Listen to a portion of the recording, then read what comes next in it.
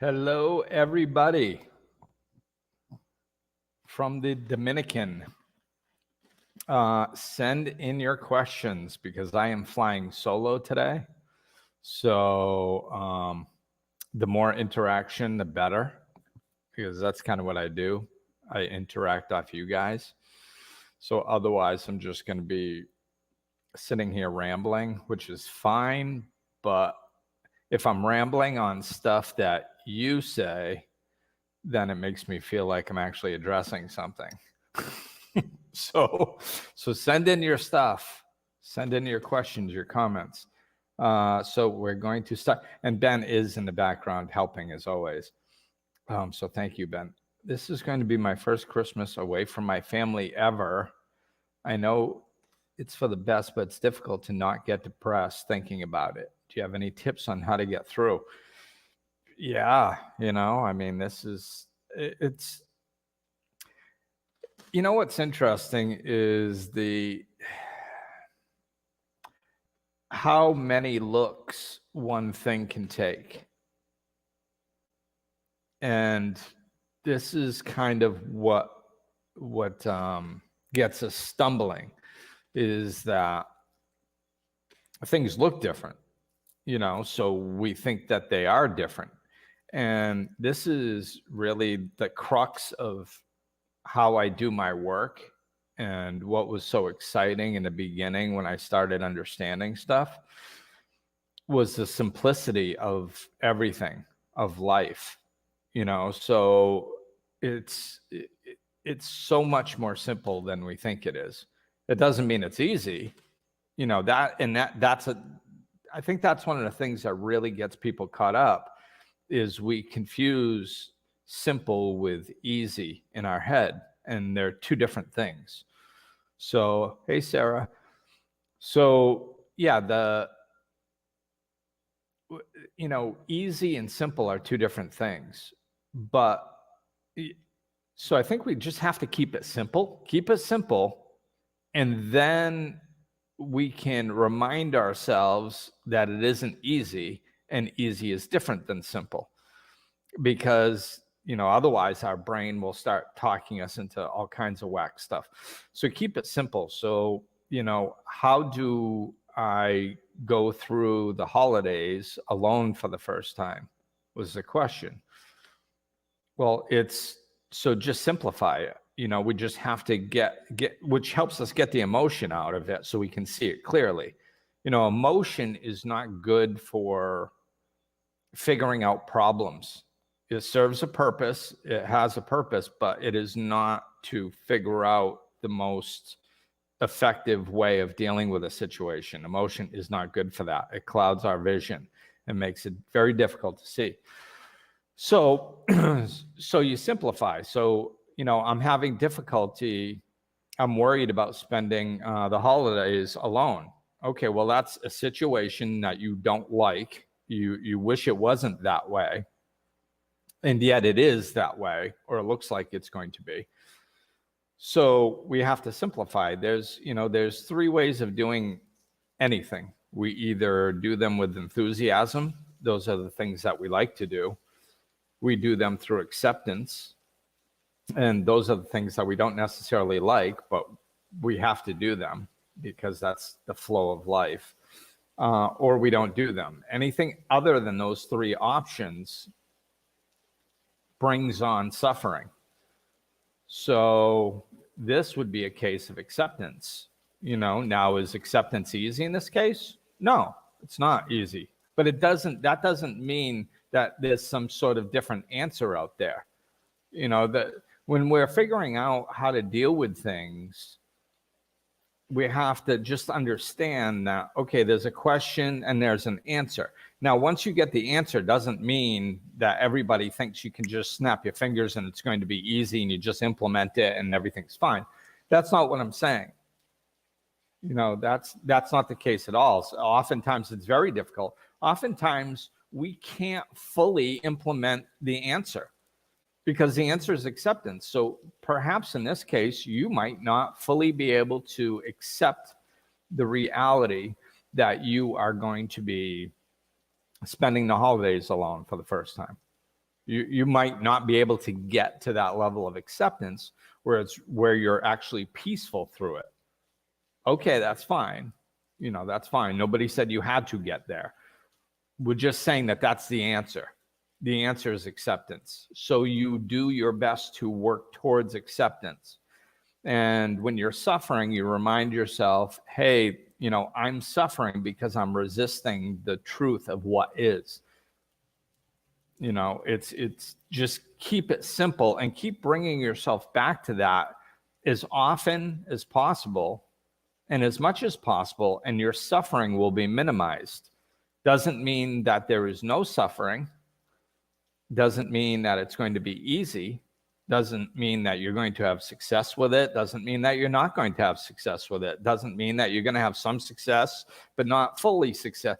You know, that's what life looks like in between. But it doesn't change the answer.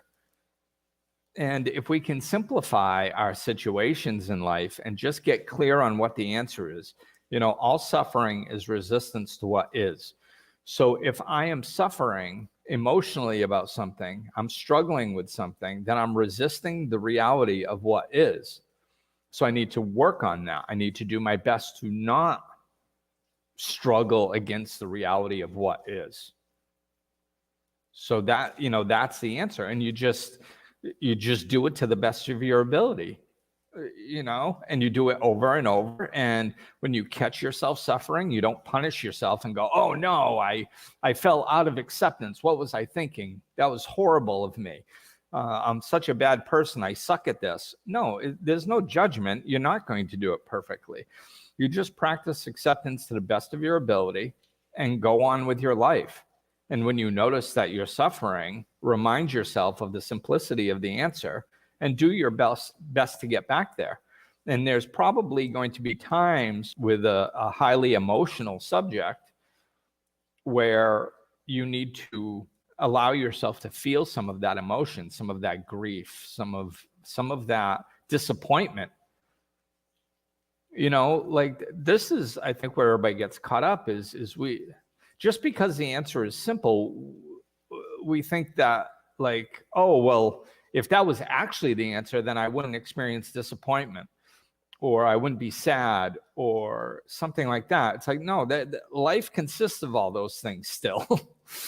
It still consists of all the emotions. Just because you're grieving or you feel sadness or you're disappointed doesn't mean you're doing something wrong. It's part of it. It's because we can't snap our fingers and just go, oh, I've experienced a different way of life for 30 or 40 or 50 or 60 years. And now all of a sudden today it's different. And I don't like this way. Well, of course there's going to be disappointment. Of course there's going to be a process of dealing with that. Of course, you're not going to snap your fingers just because you know that the answer is acceptance and just drop into pure acceptance. I mean, you know, I suppose a couple of people might be able to do that. I'm not one. So we can feel those feelings of disappointment and sadness and allow those emotions to go through us, experience them so they can release, and not think that there's something wrong with us for having them, or we're not dealing with the situation, or even worse, that there's something wrong with the situation. There's nothing wrong with the situation. There's nothing wrong with being alone on during the holidays. That doesn't mean things are wrong, like the world is broken or life screwed up or something. Like that's part of life, you know. And I'm saying it that way not to be absent of compassion, I'm saying it that way just to be simplistic about the answer. Just to stay simplistic about the answer. Then you bring it right back in and you go, oh, okay, yeah, that's the answer. It's simple and it's true, but it doesn't mean it's easy. And it doesn't mean that I'm not going to have conflicting emotions. And this isn't going to be a process. I'm not going to struggle, and I'm not going to go through difficult times. Yeah, you can still go through all that stuff, but it doesn't change the fact that, we get in real trouble when we think that there's something wrong with reality, because then we can't accept it. We can't drop into that pocket of acceptance. We can't even play with that pocket of acceptance because we've labeled it as bad. No, this is whatever is happening in the world or in life is wrong. It shouldn't be happening. Like, what do you mean it shouldn't be happening? It is happening. Yeah, but it shouldn't be. From what perspective? I mean, what? Who are we to determine what should or should not be happening? How would we possibly know what should be happening in the universe? Like, do we have even a hundredth of an ounce of the possible information necessary to come to a conclusion? Of course not. We have no idea what's supposed to be happening in this universe, or in this world, or in our country, or in our state, or in our city, or in our lives for that matter. We don't know. We haven't been promised a world absent of diseases. There was no contract that stated that when we came down here. So it's as difficult as it is to get to that acceptance, that's the answer. So you just do the best you can with it, and understand that it's not going to look perfectly, and it's going to be difficult. So there. I think that was everything. I like that one. My best friend is going through a hard time, and I can feel her slipping away and isolating. Is it wrong to keep encouraging her to reach out to people and talk? At some point, stuff like this, I just really think honesty is the best way to go. Honesty is, this is one of those situations where, thanks, Kate. This is one of those situations where, that last question had the answer built right into it. The way it was phrased was basically what you should be telling the person. So it's like, geez, I see my friend isolating. Should I keep telling them? So you tell them that. You say, hey, look, I see you isolating. And as a general rule, isolating is not good for you, and it makes things worse in a lot of cases. So I'm worried about you, and I don't know what to do. And put it in their lap like that. Because then you're not trying to make them do something.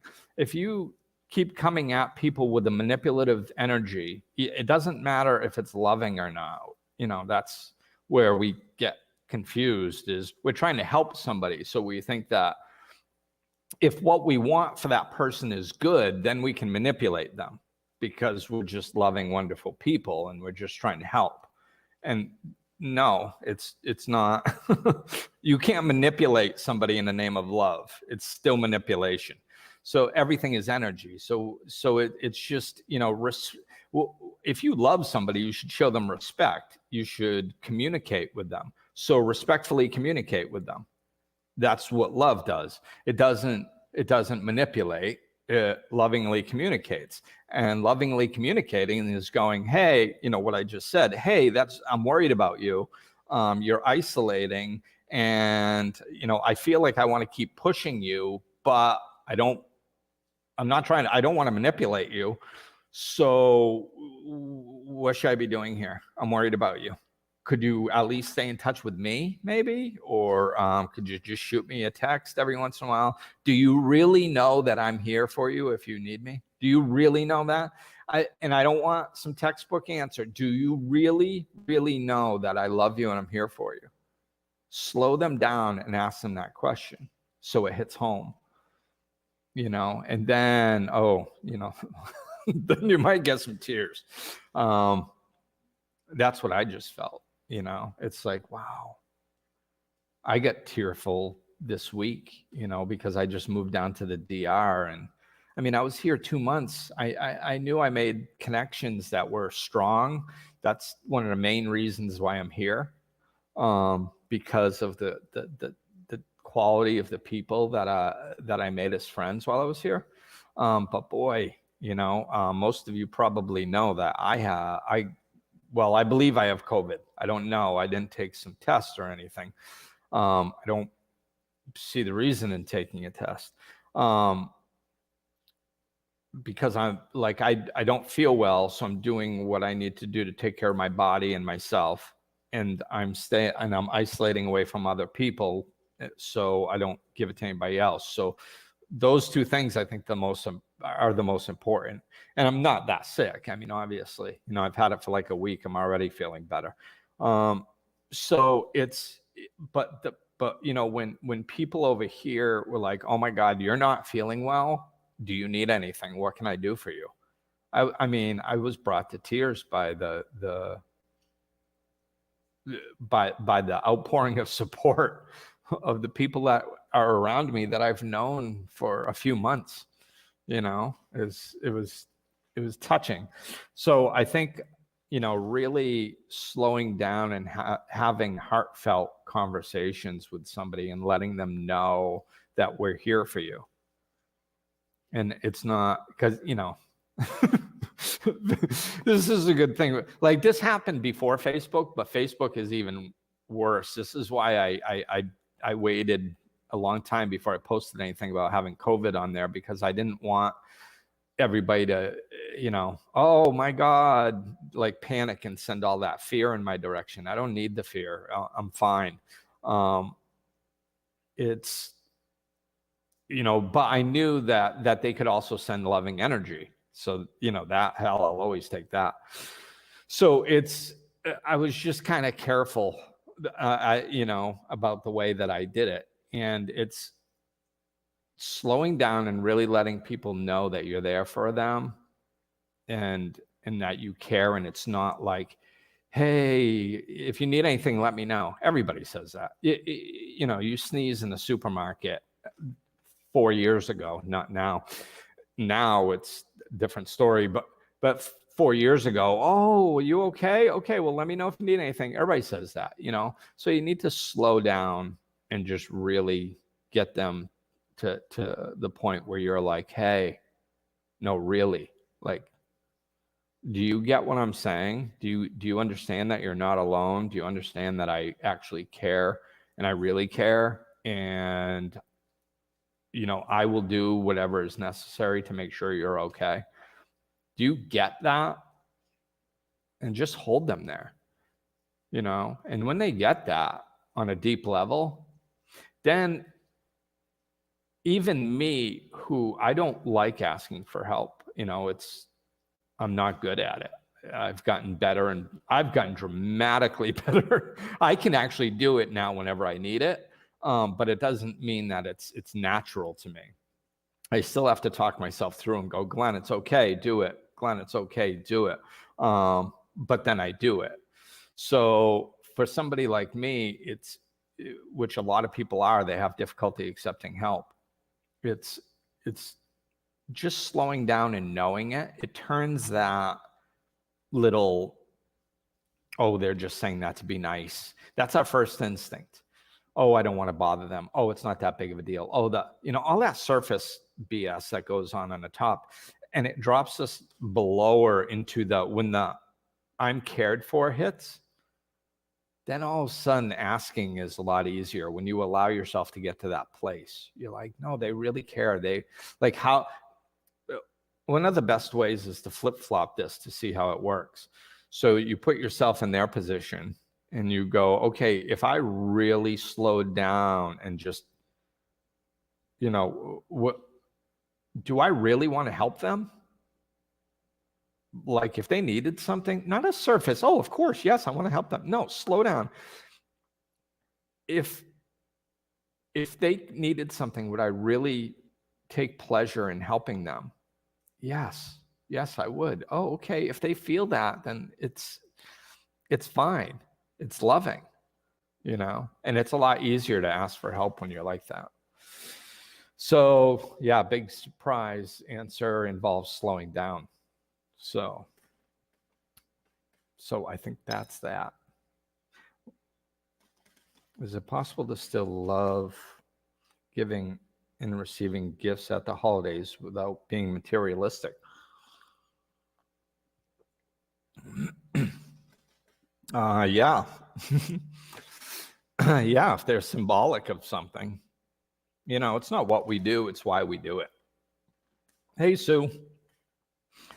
Yeah, it's not what we do, it's why we do it.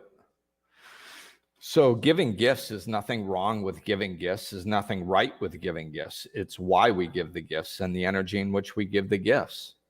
So it's, if the reason is that we're trying to impress somebody or we think we're supposed to, then it's unhealthy. It's the energy in which we do stuff.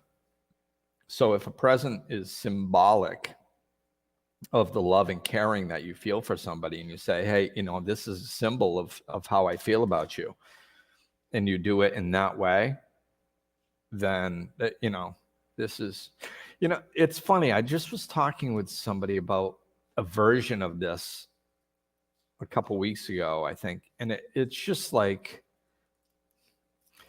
all right, so this is the full circle moment. So it's right in the beginning, it was, we were talking about a version of this, and it's the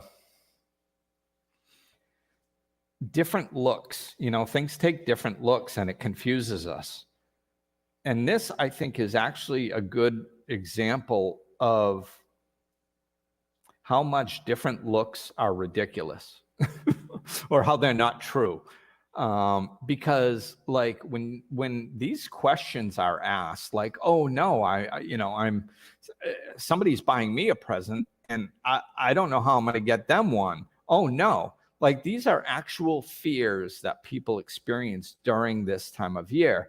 And it always amazes me that people experience these fears at this time of year, because any other time of year, like any time except for December, everybody understands. And even during December, everybody understands verbally. They just forget it internally. That like money doesn't buy happiness, or you can't buy people with presents, or it's not about the present, it's about the sentiment behind it. We all know that. That's like, anybody that doesn't understand at this point, they don't understand that presents are symbolic. Like, and like, if anybody thinks that if I buy somebody something, then I'm a good person, if anybody actually believes that, you got to do some serious work on yourself, because it's ridiculous. Buying somebody something doesn't make you a good person. It doesn't mean that you love somebody. It does absolutely nothing. There's nothing good about it. You can have many people buy millions of dollars worth of gifts that are horrible people and will screw the people over that they bought the gifts for on top of it.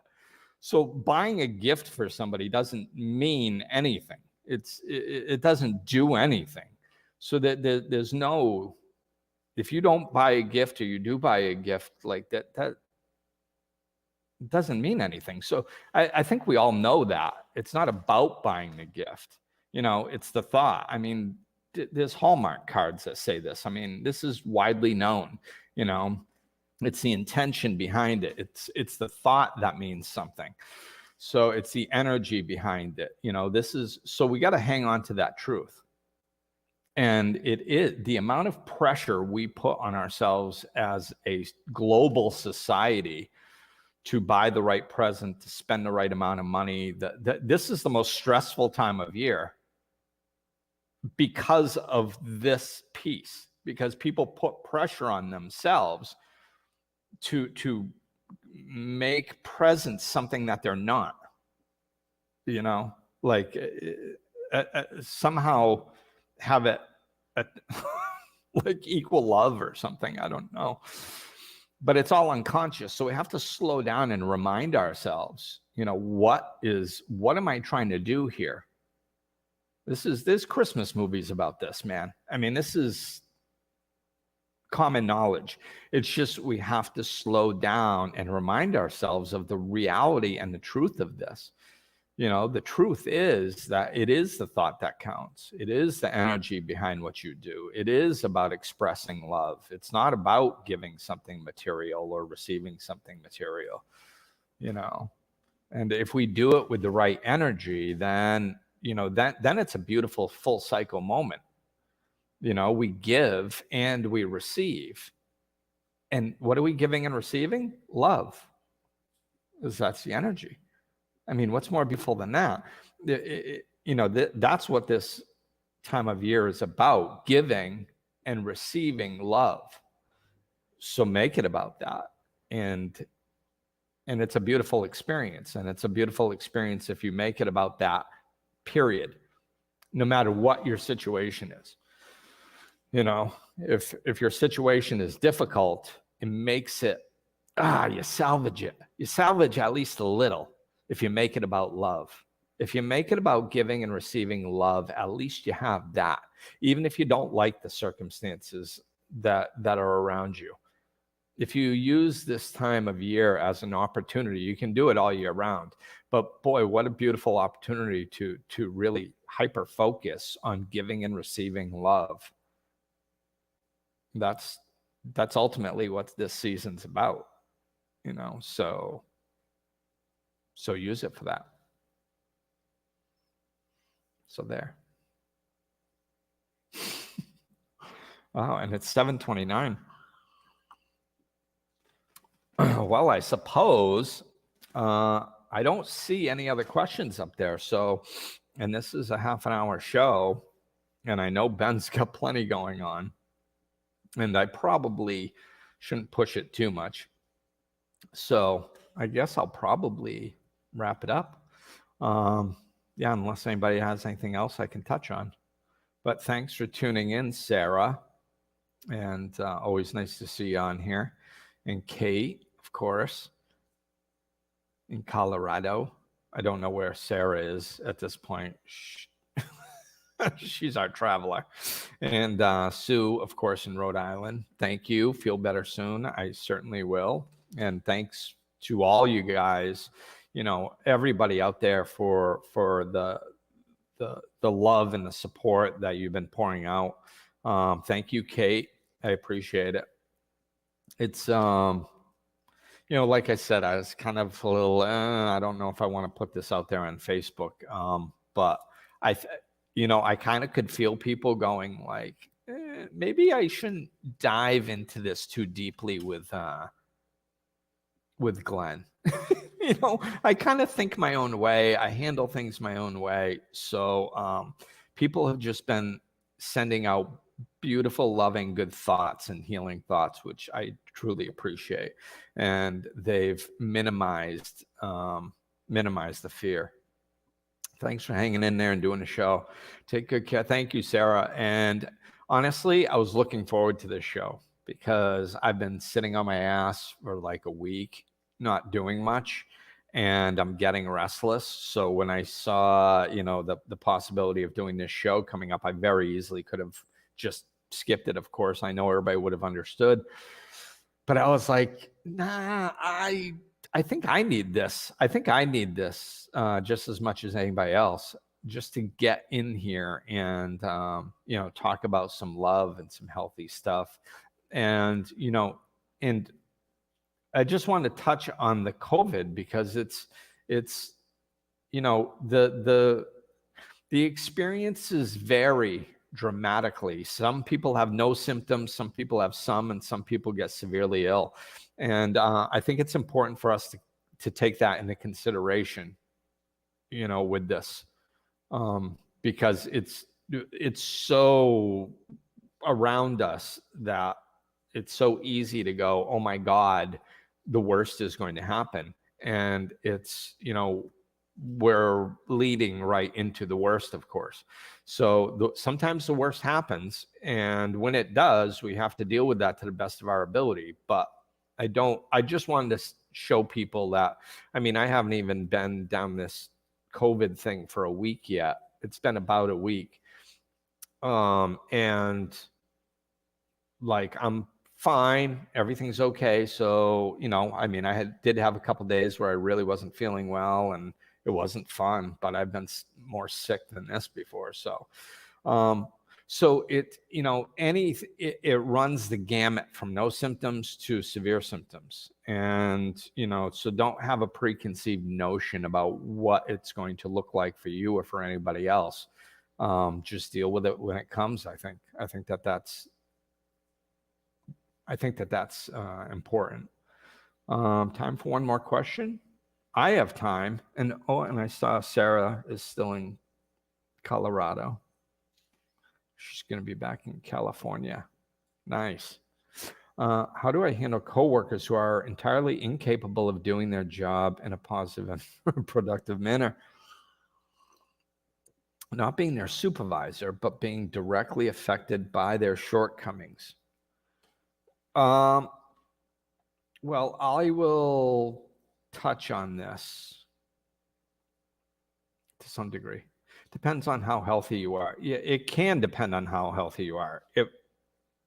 But not always. I mean, there are very unhealthy people that didn't have symptoms. You know, like the homeless in Boston. Homeless shelter had it, and none of them had symptoms, although they could have very high immune systems because what they're exposed to. The point is, we don't know. So that, see, this is what our brain tries to do, is we try to go, oh yes, but in this case, then it's this, and in this case, it's this, because we're trying to label things. We're trying to understand what's going on to give ourselves some sense of control, and there is no control. We don't know. It's not necessarily if somebody has a high immune system or if somebody is healthy. Of course, those things usually lean in one direction. Absolutely. I mean, the healthier you are, the better you're going to deal with anything, most likely. But it's just this, if it's taught me anything, we don't know. We don't know who it's going to hit, how you're going to get it, and if you do get it, what's going to happen? We don't know. And as long as we stay there, I think we're going to do okay. When we start thinking what we know, then we start judging everybody else that sees it a different way than we see it. And like, we think we know what people are supposed to do. And, you know, I don't like that road anyway. So that question, if you're not their supervisor, but you're directly impacted by what shortcomings, you know, it's kind of complicated because it's very, there's moving parts. So if you're not their supervisor, one, it's probably there's a large level of acceptance. Now, could there be other things too? Yes, there could. And that's where it starts getting tricky. So one, if you're not their supervisor, then you kind of can't do anything. But depending on situations, there's like, people generalize throwing people under the bus. Okay. Throwing people under the bus. I mean, I don't like it. Nobody likes it. It's not good as a general rule to run around using people. The way that term comes across, throwing people under the bus, is just like throwing them under the bus. There's two things that can mean, and we blend them together, and that's where the confusion comes in. So throwing people under the bus means like, I'm going to step on you to get where I need to go. I'm gonna make you take the blame for something. Most often that's not your fault. Quite possibly it could be my fault. So I advance and you suffer. That is negative. throwing people under the bus where you're just saying, like, I'm not going to pay the price for you not doing your job, that's actually not throwing people under the bus. That's just being responsible in life.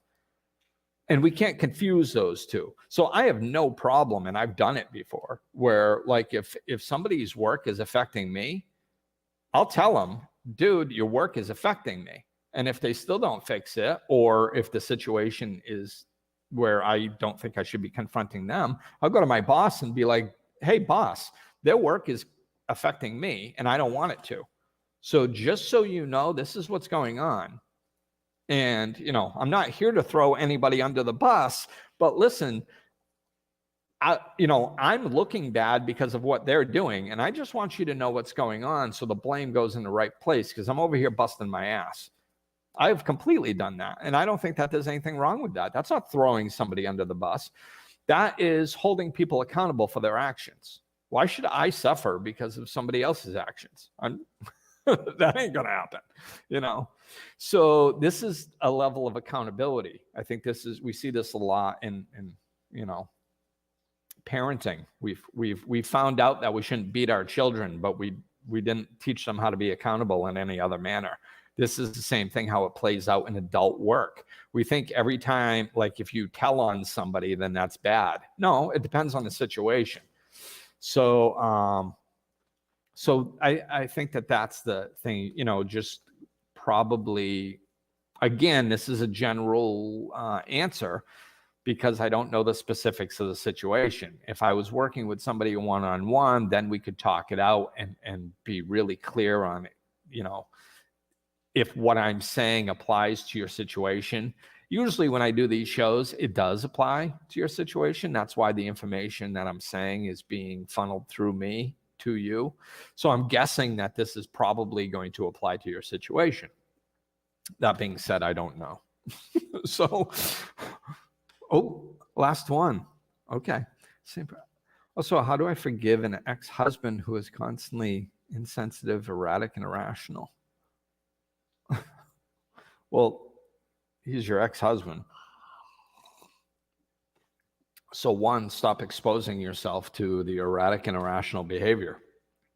You know, we have to understand that there are kids involved. Well, you know, I think, yeah. So just to be clear, you're talking about my life, in my opinion. I don't want to rehash the past with my ex, but in my opinion, that's a lot what was going on in my world. And what I kept doing early on was trying to become more spiritual. Because when I popped open originally, no matter what she did, I could let it flow right through me. I was like cheesecloth. It was just like, I never got offended by anything right in the beginning. It was beautiful. But then my feet hit the ground a little bit and I wasn't able to do that. And every once in a while, no matter how hard I worked, no matter how spiritual I got, I would get triggered sometimes. And then one day, I mean, years and years and years, I went through this. And I really did my best. And one day I was like, I can't do this anymore. And the insight that came to me was like, Glenn, there's not just one, you know, this is the world of yin and yang. There's not just one option. There's not just one spiritual law. So the answer isn't always just to become more spiritual. You know, what else can you do? Maybe you're just not looking outside the box for another answer. So, you know, and the answer came to me, like, stop exposing yourself to it. Like, why are you, like, you've been doing this for year after year after year after year, exposing yourself to it, expecting a different result. And it's not happening. So maybe you should stop exposing yourself to it, you know? And that's when I really learned that co-parenting can take many different looks. And quite often with my life and with a lot of my clients' lives, we've tried to co-parent too much. I mean, like where I really found the best effective way to co-parent with my ex was when we stopped communicating. That's because there was no communicating in a healthy way. It wasn't going to happen. I tried everything that I could possibly think of. And then once I really settled in and said, okay, she's going to raise him the way she's going to raise him. I'm going to raise him the way that I'm going to raise him. And once I settled into that and stopped trying to co-parent with her, things went much better. Once I just said to the courts, like, hey, listen, I'm getting verbally and emotionally attacked every time we speak. So like there's really, I'm not going to continue to set myself up and be abused this way. So how would you like me to communicate? And once I phrased it that way to the court, they were like, oh my, I don't know. I blocked her number because she was calling me early in the morning and I asked her not to, yelling for no apparent reason. So I'm not going to live like that. So what would you like me to do as a court? And, and then the judge was like, well, how about snail mail? Like, can you write letters? I was like, fine with me. And that's how we communicated for the last 7 years. Mail. And it was beautiful. It was wonderful. Yeah, it's boundary setting, it's like, so yes, you can become spiritual, but you have to set your boundaries. So we just did a podcast, I believe, the means and the ends. We're too focused on the ends and we don't pay attention to the means. This is an example of that. So I don't know if that podcast is out yet, but like we sit there and we go, oh, well, I want to be a good parent and that means I have to communicate with the ex. No, if it's impossible to communicate with the ex, it's impossible to communicate with the ex. If you've tried it over and over and over and over and over and all it is abusive, then you shouldn't be doing it. And all you're doing to your child is you're living with your child in an energy of stress and dysfunction. And energetically and probably visually, even though we think we hide stuff real well from our kids, they can tell when we're upset. They understand that there's stress in the relationship. They know that everything that you're feeling between you and your ex, they're feeling between you and your ex.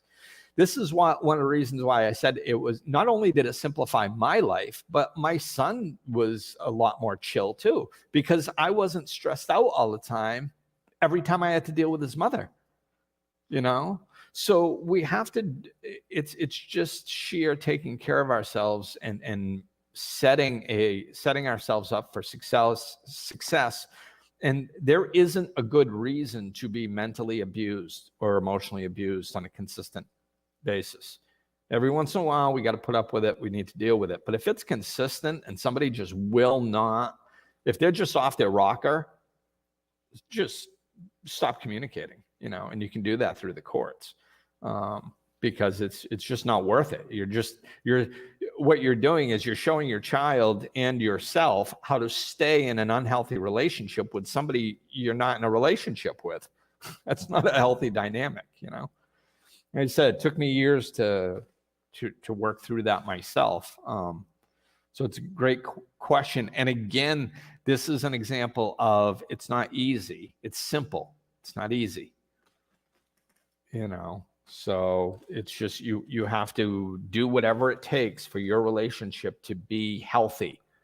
And if communicating by mail is the only way that you two can be healthy, I mean, I used to get chewed out by mail. It'd just be like rip up the letter. I'd glance through it and see if there was anything. Oh, you're a horrible parent. You suck. Blah, blah, blah, blah, blah. Yeah. Okay. Yeah. That was a lot easier to deal with than being pummeled by it over the phone or by text, like that. So there. So now we're going to call it. So thank you, everybody. And I saw Dee's on here too. And you're very welcome, Kate.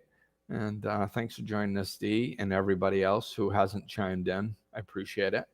And, reach out if I can be of service. So thank you guys for listening. And that's going to do it. We're going to wrap it up. See ya.